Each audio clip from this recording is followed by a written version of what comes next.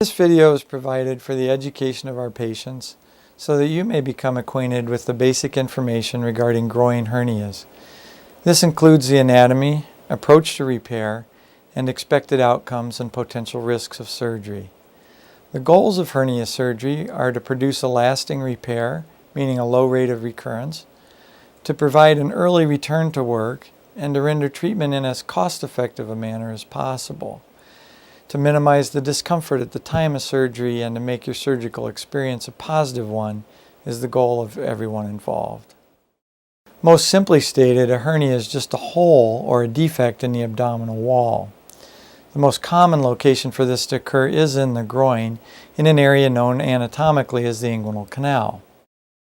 In general, it is felt that the key to achieving the low modern rates of recurrence after hernia repairs is due to use of the mesh or the prosthetic material.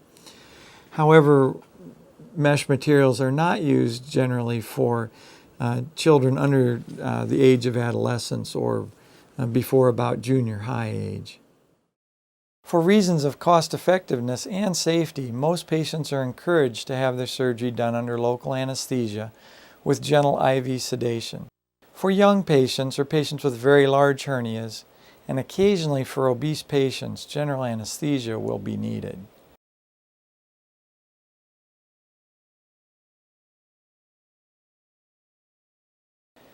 After surgery, patients will be in the recovery room until they've demonstrated the ability to walk with minimal assistance, keep a few liquids down without nausea, and be close to normally alert. This time is longer for general anesthesia patients, but typically even local anesthesia patients will be kept under observation between 30 and 45 minutes at a minimum before discharge. Recovery after surgery will be quite variable, but there are only a few absolute restrictions.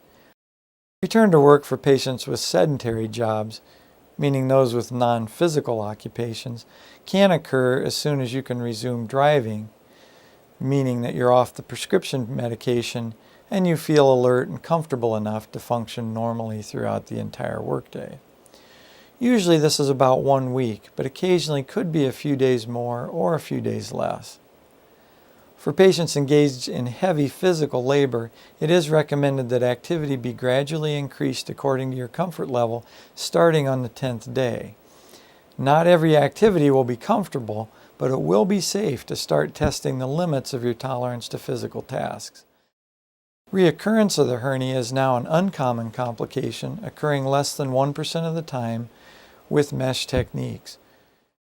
In summary, all personnel at the Mercy Hernia Center will do their utmost to make your experience a positive one. If you have any questions, please feel free to ask your surgeon or any of the personnel that you come in contact with. Thank you.